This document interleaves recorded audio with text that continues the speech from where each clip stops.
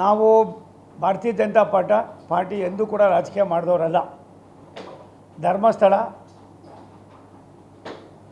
ಸಾವಿರಾರು ವರ್ಷದ ಇತಿಹಾಸ ಇರ್ತಕ್ಕಂಥ ಹಿಂದೂಗಳಿಗೆ, ನಮ್ಮ ಸಂಸ್ಕಾರಗಳಿಗೆ ಮತ್ತು ನಮ್ಮಲ್ಲಿರ್ತಕ್ಕಂಥ ಕೆಲವು ನಂಬಿಕೆಗಳಿಗೆ ದ್ಯೂತಕವಾಗಿ ಭಗವಂತನನ್ನು ನಾವು ಕಾಣ್ತಕ್ಕಂಥದ್ದು.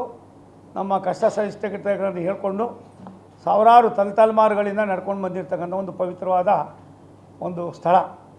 ಇದನ್ನು ಅಸ್ಥಿರಗೊಳಿಸ್ತಕ್ಕಂಥ ಕೆಲಸವನ್ನು ಮಾಡೋದ್ರ ಜೊತೆಯಲ್ಲಿ ಕಾಂಗ್ರೆಸ್ನವರು ಯಾರೋ ಒಬ್ಬ ಏನೋ ಕೊಟ್ಟ ಅಂತ ಅಂದ್ಬಿಟ್ಟು ಕೆಲವು ಘಟಬದ್ಧ ಹಿತಾಸಕ್ತಿಗಳ ಮಾತನ್ನು ಕೇಳಿ SITಯನ್ನು ಮಾಡಿ ತಾವೇ ತೋಡಿದಂಥ ಗುಂಡಿಗೆ ತಾವೇ ಇವತ್ತೆಲ್ಲ ಒಂದು ಕಡೆ ಮುಚ್ಚೋದಕ್ಕೂ ಕೂಡ ಕಾರಣ ಇಲ್ಲದೇ ಇರೋಂಥ ಪರಿಸ್ಥಿತಿಗೆ ಬಂದಿದ್ದಾರೆ.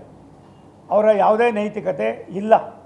ಆದ್ದರಿಂದ ನಾವು ಧರ್ಮಸ್ಥಳವನ್ನು ಮುಂದಿಟ್ಕೊಂಡು ರಾಜಕಾರಣ ಮಾಡ್ತಕ್ಕಂಥ ಸಂದರ್ಭ ಸನ್ನಿವೇಶ ನಮಗೆ ಅವಶ್ಯಕತೆ ಇಲ್ಲ. ನಮ್ಮ ರಾಷ್ಟ್ರದ ನಮ್ಮೆಲ್ಲರ ನೆಚ್ಚಿನ ಪ್ರಧಾನಮಂತ್ರಿಗಳು ದೇಶಕ್ಕೆ, ವಿಶ್ವಕ್ಕೆ ತನ್ನದೇ ಆದಂಥ ಕೊಡುಗೆಯನ್ನು ಕೊಡೋದ್ರ ಮುಖೇನ ಭಾರತ ದೇಶವನ್ನು ಅಭಿವೃದ್ಧಿಯತ್ತ ಕೊಂಡೊಯ್ತಕ್ಕಂಥದ್ದಕ್ಕೆ ಮಠಮಾನ್ಯಗಳು, ಅರಗುರು ಚರಮೂರ್ತಿಗಳು, ದೇಶದ ಸಂಸ್ಕಾರ, ಈ ರಾಷ್ಟ್ರ ನಡೆದು ಬಂದ ದಾರಿಯನ್ನು ವ್ಯವಸ್ಥಿತವಾಗಿ ಕಳಿಸೋದಕ್ಕೆ ಭಾರತೀಯ ಜನತಾ ಪಕ್ಷ ಸದಾ ಸನ್ನದ್ಧವಾಗಿರ್ತದೆ.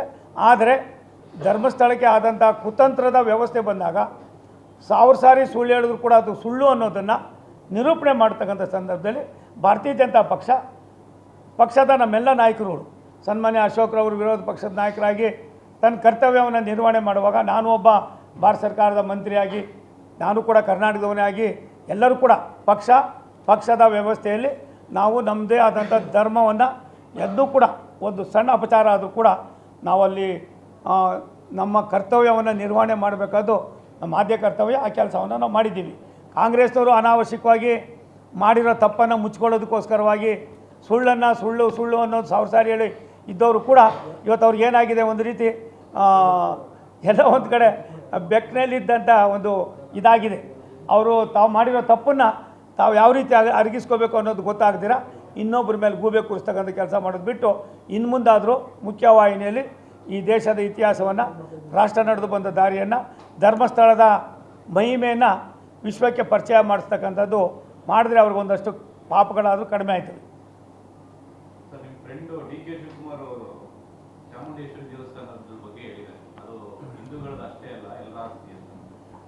ಒಂದು ಇತಿಹಾಸ ಗೊತ್ತಿಲ್ಲದೆ ಇರ್ತಕ್ಕಂಥ ಜನ ಏನಾದ್ರು ಮಾತಾಡ್ಬೋದು. ಆದರೆ DK ಶಿವಕುಮಾರ್ ಅವರು ಮಾತಾಡಿದ್ದು ಅಕ್ಷಯ ಅಪರಾಧ. ಅವರು ವಿಧಾನಸಭೆಯಲ್ಲಿ RSS ಬಗ್ಗೆ ಅವರು ನಡ್ಕೊಂಡಂಥ ರೀತಿ ನೋಡಿ ಈತ ಪರವಾಗಿಲ್ಲಪ್ಪ, ನಮ್ಮ ದೇಶದಲ್ಲಿ ಇರೋದಕ್ಕೆ ಈತನಿಗೆ ಎಲ್ಲ ಥರದ ಒಂದು ಭಗವಂತ ಶಕ್ತಿ ಕೊಟ್ಟವನೇ ಅನ್ನೋ ಒಂದು ಭಾವನೆಯಲ್ಲಿದ್ದೆ. ಆದರೆ ಏನು ತಾಯಿ ಚಾಮುಂಡಿ ಕೇವಲ ಭಾರತೀಯರಿಗೆ ಅಲ್ಲ, ವಿಶ್ವದ ಭೂಪಟದಲ್ಲಿ ಹಿಂದೂ ರಾಷ್ಟ್ರದಲ್ಲಿ ನಮ್ಮ ದೇಶದ ಸಂಸ್ಕೃತಿಯನ್ನು ಮತ್ತು ಬರ್ತಕ್ಕಂಥ ಭಕ್ತರಿಗೆ ಆಶೀರ್ವಾದವನ್ನು ಮಾಡ್ತಕ್ಕಂಥ ಪದ್ಧತಿಯನ್ನು ಮಾಡ್ಕೊಂಡು ಬಂದಿದ್ದೀವಿ. ಹಾಗಂತ ಅಂದ್ಬಿಟ್ಟು ಅವ್ರು ಹೇಳಿದ್ದನ್ನು ನಾನು ನೋಡಿದೆ. ನಾವು ಕೂಡ ಕೆಲವು ಮಸೀದಿಗಳಿಗೆ ಹೋಗ್ತೀವಿ. ಹಾಗಂತ ಅಂದ್ಬಿಟ್ಟು ಅದು ನಮ್ಮದು ಅಂದ್ರೆ ಒಪ್ಕೋತಾರ? ಕೆಲವು ಚರ್ಚ್ಗಳಿಗೆ ಹೋಗ್ತೀವಿ, ಅವರು ಕೂಡ ಅದನ್ನ ನಮ್ಮದು ಅಂದರೆ ಕ್ರಿಶ್ಚಿಯನ್ರು ಒಪ್ಕೋತಾರ? ಇದು ಏನು ಇವತ್ತು ಮಾತೆ ಪ್ರಮೋದಾದೇವಿಯವರು ರಾಜಮನೆತನದ ಮಹಾರಾಜರ ಇವ್ರು ಹೇಳಿ ಮಾತಾಡಿದ್ದಾರೆ, ಅದು ಸರಿಯಾಗಿದೆ. ಒಂದು ಶಿವಕುಮಾರ್ ಅವರೇ, ಇನ್ನು ಮುಂದಾದರೂ ಇಂಥ ಮಾತುಗಳನ್ನ ಆಡೋದನ್ನು ನೀವು ಬಿಡಿ. ಸಿದ್ದರಾಮಯ್ಯನವರು ಆ ಜಿಲ್ಲೆಯವರೇ ಆಗಿದ್ದುಕೊಂಡು ಒಂದಲ್ಲ, ಎರಡಲ್ಲ, ಮೂರಲ್ಲ, ಅನೇಕ ಯಾರ್ದೋ ಜೊತೆಯಲ್ಲಿ ಕೆಲಸಕ್ಕೆ ಬಾರ್ದು ಹೋದಂಥ ಒಂದು 4 ಜನ ಹೇಳಿದ್ರು ಅಂತ ಅಂದ್ಬಿಟ್ಟು ನೀವು SITಯನ್ನು ಮಾಡಿ ಅದರಿಂದ ಇಡೀ ದೇಶ ನಿಮ್ಮ ಗುಣಗಾನ ಮಾಡ್ತಕ್ಕಂಥ ಸಂದರ್ಭ ಬಂದಿದೆ. ಆದ್ದರಿಂದ ಭಗವಂತ ಎಲ್ಲಿದ್ದಾನೆ ಅಂದರೆ ಕರ್ನಾಟಕದಲ್ಲಿದ್ದಾನೆ, ತಾಯಿ ಚಾಮುಂಡಿಯಲ್ಲೂ ಇದ್ದಾರೆ, ಧರ್ಮಸ್ಥಳದಲ್ಲೂ ಇದ್ದಾರೆ. ಇದು ನಮ್ಮ ಆರಾಧ್ಯ ದೈವಗಳು. ಆದ್ದರಿಂದ ಇಂಥ ಕೆಲಸಗಳಿಗೆ ನೀವು ಕೈ ಹಾಕಬೇಡಿ. ಭಾರತ ದೇಶದಲ್ಲಿ ವಿಶೇಷವಾಗಿ ರಾಜಮನೆತನ ಏನು ಇವತ್ತು ಧರ್ಮಸ್ಥಳ ಇದನ್ನು ದಸರಾವನ್ನು, ಜಂಬೂ ಸವಾರಿಯನ್ನು ಮಾಡ್ತಾಯಿದ್ರು, ಅದು ಇವತ್ತಿಂದಲ್ಲ. ಅವ್ರು ಮಾಡ್ತಾಯಿದ್ದಂಥ ಸಂದರ್ಭದಲ್ಲಿ ಏನು ಈ ಒಂದು ದೇವರಿಗೆ ವ್ಯವಸ್ಥೆ ಆಗಿರ್ತಕ್ಕಂಥ ಕೆಲವು ದುಷ್ಟಶಕ್ತಿಗಳನ್ನು ಬಗ್ಗುಬಡಿತಕ್ಕಂಥದ್ದಕ್ಕೆ ಅವ್ರು ಕೊಟ್ಟಂಥ ಒಂದು ಸಂದೇಶ, ಆ ಸಂದೇಶವನ್ನು ನಾವು ನಿಜ ಜೀವನದಲ್ಲಿ ಅಳವಡಿಸ್ಕೊಂಡಿದ್ದೀವಿ. ನಿಮಗೆ ಬೇರೆ ಏನಾದ್ರು ಕೆಲಸ ಇದ್ದರೆ ಮಾಡಿ, ಖಜಾನೆ ಖಾಲಿಯಾಗಿದೆ. ರಾಜ್ಯದ ಜನರನ್ನು ಬೇರೆ ದಿಕ್ಕು ತಪ್ಪಿಸ್ತಕ್ಕಂಥ ಕೆಲಸವನ್ನು ಮಾಡ್ತಾಯಿದ್ದೀರಿ. ಈ ಕೆಲಸವನ್ನು ದಿಕ್ಕಿ ತಪ್ಪಿಸ್ತೋ ಕೆಲಸ ಮಾಡೋದಕ್ಕೆ ಮುಂಚಿತವಾಗಿ ನಾನು ಏನು ಮಾಡ್ತಾಯಿದ್ದೀನಿ ಅನ್ನೋದನ್ನು ಯೋಚನೆ ಮಾಡಿ ಯಾವುದೇ ಕಾರಣಕ್ಕೆ ಇನ್ನು ಮುಂದಾದರೂ ಕೂಡ ತಾವು ಹೇಳಿದ್ರಿ, ನಾವು ಹಿಂದೆ ನಿಸಾರ್ ಅಹಮದ್ ಆ ತಾಯಿಯನ್ನು ತಾಯಿ ಅಂದರು. ಎಲ್ಲಿಂದ ಕರ್ಕೊಬಂದು ನಿಜ ಹೇಳೋ ಒಂದು ಕಡೆ ನೀವು ಈ ರೀತಿಯಾಗಿ ಯಾರನ್ನೋ ನೀವು ಪದೇ ಪದೇ ಅವರನ್ನು ನೀವು ಓಲೈಸೋಕ್ಕೋಸ್ಕರವಾಗಿ ನಮ್ಮ ಇತಿಹಾಸವನ್ನು, ನಾವು ನಡೆದು ಬಂದ ದಾರಿಯನ್ನು, ಹಿಂದೂಗಳು ಪರಂಪರೆಯನ್ನು ಎಲ್ಲ ಒಂದು ಕಡೆ ದಾರಿ ತಪ್ಪಿಸ್ತಕ್ಕಂಥ ಕೆಲಸ ಮಾಡೋದು ನಿಮಗೆ ಶೋಭೆ ತರೋದಿಲ್ಲ. ಇನ್ನು ಮುಂದಾದರೂ ಆಗಿರೋ ಧರ್ಮಸ್ಥಳದಲ್ಲಿ ಆಗಿರೋದೇ ನಿಮಗೆ ತಡ್ಕೊಳಕ್ಕಾಗೋದಿಲ್ಲ. ನನಗನ್ನಿಸ್ತದೆ ಇನ್ನೊಂದು 6 ತಿಂಗಳಲ್ಲಿ ನಿಮ್ಮ ಕೊತ ಏನಾಯ್ತದೆ ಅನ್ನೋದಕ್ಕಿಂತ ಹೆಚ್ಚಾಗಿ ನೀವು ಯಾವ ರೀತಿ ನಡ್ಕೊಳ್ತಾ ಇದ್ದೀರಿ, ಧರ್ಮಸ್ಥಳದ ವಿಚಾರವಾಗಿ ನೀವು ಕೈಗೊಂಡಂಥ ತೀರ್ಮಾನದಿಂದ ಕೇವಲ ಕರ್ನಾಟಕಕ್ಕೆಲ್ಲ ವಿಶ್ವದ ಅನೇಕ ಲಕ್ಷಾಂತರ ಜನರಿಗೆ, ಕೋಟ್ಯಾಂತರ ಜನರಿಗೆ ನೋವಾಗಿದೆ. ಇದಕ್ಕೆ ನೀವು ಕ್ಷಮೆ ಕೇಳಬೇಕಾಗಿತ್ತು. ಅದನ್ನು ಬಿಟ್ಟು ಮತ್ತೆ ಇನ್ನೊಂದನ್ನು ನೀವು ಸೃಷ್ಟಿ ಮಾಡ್ಕೊಂಡಿರ್ತಕ್ಕಂಥದ್ದು ನಿಮಗೆ ಗೌರವ ತರ್ತಕ್ಕಂಥದ್ದಲ್ಲ. ಇನ್ನು ಮುಂದಾದರೂ ಡಿ ಕೆ ಶಿವಕುಮಾರ್ ಅವರು ಎಲ್ಲೋ ಒಂದು ಕಡೆ ತಾವು ನಿಮ್ಮ ಕುಟುಂಬವೂ ಕೂಡ ನಾನು ಹತ್ತಿರದಲ್ಲಿ ನೋಡಿದ್ದೇನೆ.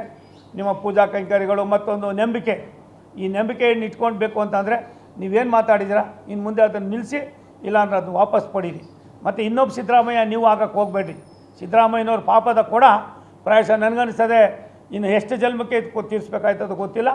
ಮತ್ತು ನಾನು ವಿನಂತಿ ಮಾಡ್ತೀನಿ, ಒಬ್ಬ ಭಾರತ ಸರ್ಕಾರದ ಮಂತ್ರಿಯಾಗಿ, ಕರ್ನಾಟಕದವನಾಗಿ ನಮ್ಮಲ್ಲಿ ವಿನಂತಿ ಮಾಡ್ತೀನಿ, ದಯವಿಟ್ಟು ಇಂಥ ಸೂಕ್ಷ್ಮವಾದ ವಿಚಾರಗಳನ್ನು ಸಮಾಜದ ಮುಖ್ಯವಾಗಿ ಕೆಲಸ ಮಾಡೋದನ್ನು ಬಿಟ್ಟು ಇಂಥ ಒಂದು ಸಣ್ಣದತನವನ್ನು ತೋರ್ಪಡಿಸಿ ಬೇರೆಯವರ ಓಲೈಕೆಗೋಸ್ಕರವಾಗಿ ಹಿಂದುತ್ವವನ್ನು, ಈ ದೇಶದ ಸಂಪ್ರದಾಯವನ್ನು, ನಾವು ನಡೆದು ಬಂದ ದಾರಿಯನ್ನು ಬೀದಿಪಾಲು ಮಾಡ್ತಕ್ಕಂಥ ನಿಮ್ಮ ಕುತಂತ್ರಕ್ಕೆ ಜನ ತಕ್ಕ ಶಾಸ್ತಿಯನ್ನು ಕೊಡ್ತಾರೆ.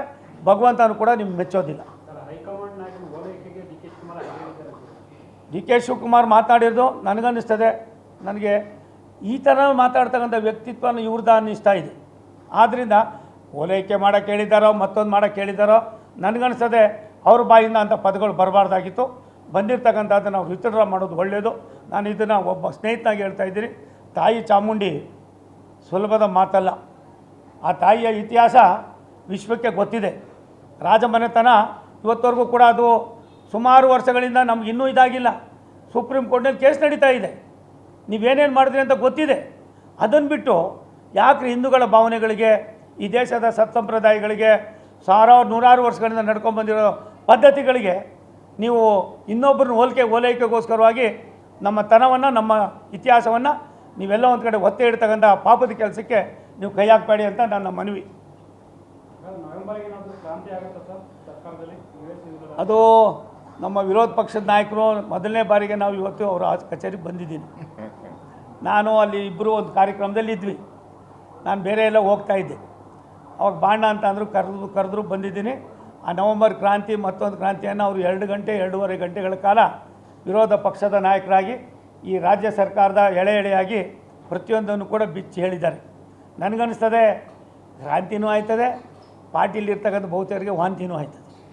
ಅವ್ರ ಪಾರ್ಟಿ ಕಾಂಗ್ರೆಸ್ ಪಾರ್ಟಿಲಿರೋರಿಗೆ ಕ್ರಾಂತಿ ಜೊತೆಗೆ ವಾಂತಿನೂ ಕೂಡ ಆಯ್ತದೆ. ಇಂಥ ಕೆಲಸಗಳೇ ಮಾಡ್ಕೊಂಡು ಹೋದರೆ ನಾಮಶೇಷನೂ ಆಯ್ತದೆ. Thank you. ನಾನು ಲೋಕಸಭೆಗೆ ಹೋಗಿದ್ದು ಅನಿರೀಕ್ಷಿತವಾಗಿ. ನಮ್ಮ ರಾಷ್ಟ್ರದ ನಮ್ಮ ಗೃಹ ಮಂತ್ರಿಗಳು, ನಮ್ಮ ನಾಯಕರಾದ ಅಮಿತ್ ಶಾ ಅವರು ವಿಧಾನಸಭೆ ಚುನಾವಣೆ ಮುಂಚಿತವಾಗಿ ನನ್ನ ಮನೆಗೆ ಬಂದು ಒಂದು ಸೂಚನೆ ಕೊಟ್ಟರು. ನಾನೊಂದು ಕಡೆ ನಿಂತ್ಕೊಂಡೆ, ಅಶೋಕ್ ಒಂದು ಕಡೆ ನಿಂತ್ಕೊಂಡ್ರು. ನಾನು ಅದನ್ನು ತುಂಬ ತೀಕ್ಷ್ಣವಾಗಿ ತೆಗೆದುಕೊಂಡು ಚುನಾವಣೆ ಆಯಿತು. ಅದಾದಮೇಲೆ 2 ಕಡೆ ನಾನು ಸೋತವನ್ನು ಮತ್ತೆ ಕರೆದು ಪಾರ್ಲಿಮೆಂಟಿಗೆ ಕಳಿಸಿದ್ರು. ಅಲ್ಲಿ 1,76,000 ಅಧಿಕ ಮತಗಳಲ್ಲಿ ಗೆದ್ದಾದಮೇಲೆ 50 ವರ್ಷ ಏನು ತುಮಕೂರು ಲೋಕಸಭಾ ಕ್ಷೇತ್ರಕ್ಕೆ ಆಗಿಲ್ಲ ಅಷ್ಟು ಯೋಜನೆಗಳನ್ನು ಕೈಗೆತ್ತಿಕೊಂಡು ಈಗಾಗಲೇ ಕೆಲವರಲ್ಲಿ ಯಶಸ್ವಿಯನ್ನು ಕೂಡ ಮಾಡಿದ್ದೇನೆ. ಮತ್ತು ನನಗೆ ಯಾವುದೇ ಕಾರಣಕ್ಕೆ ಮುಂದಿನ ಲೋಕಸಭಾ ಚುನಾವಣೆಯಲ್ಲಿ ತುಮಕೂರಿನ ಲೋಕಸಭಾ ವ್ಯಾಪ್ತಿಯಿಂದ ನಾನು ನಿಲ್ಲೋದಿಲ್ಲ ಅಂತ ಹೇಳಿದ್ದೀನಿ ವಿನಃ ನಾನು ನಿವೃತ್ತಿನಾಯ್ತೀನಿ ಅಂತ ಎಂದು ಹೇಳಿಲ್ಲ. ಆ ರೀತಿ ಕೆಲವು ಬಂದಿದೆ, ನಾನು ವಿಷಾದ ವ್ಯಕ್ತಪಡಿಸ್ತೀನಿ. ನಾನು ಹೇಳಿದ್ದು ತುಮಕೂರು ಲೋಕಸಭಾ ಕ್ಷೇತ್ರದಿಂದ ಮುಂದಿನ ಲೋಕಸಭಾ ಚುನಾವಣೆಗೆ ನಿಲ್ಲೋದಿಲ್ಲ ಅಂತ ಹೇಳಿದ್ದೀನಿ. ಇದನ್ನು ಸ್ಪಷ್ಟೀಕರಣವನ್ನು ಕೊಡ್ತಾ ಇದ್ದೀನಿ.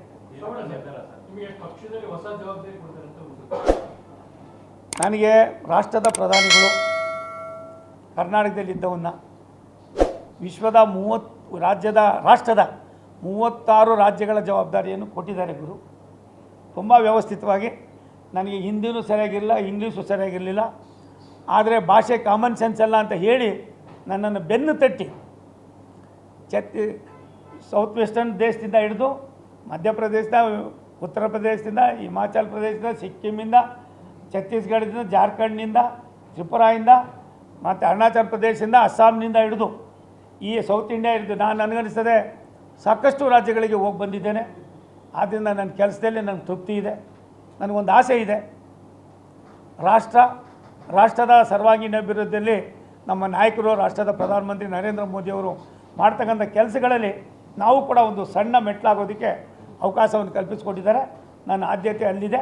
ಲೇಟೆಸ್ಟ್ ಹಾಗೂ ಇಂಟ್ರೆಸ್ಟಿಂಗ್ ಸುದ್ದಿಗಳಿಗಾಗಿ ಬಾಸ್ ಟಿವಿ ಕನ್ನಡ ಚಾನೆಲ್ನ ಸಬ್ಸ್ಕ್ರೈಬ್ ಮಾಡಿ. ಹಾಗೆಯೇ ಬೆಲ್ ಐಕಾನ್ ಪ್ರೆಸ್ ಮಾಡಿ. ಇದರ ಜೊತೆಗೆ ಫೇಸ್ಬುಕ್, ಇನ್ಸ್ಟಾಗ್ರಾಮ್, ಎಕ್ಸ್ನಲ್ಲೂ ಮಿಸ್ ಮಾಡದೆ ಫಾಲೋ ಮಾಡಿ.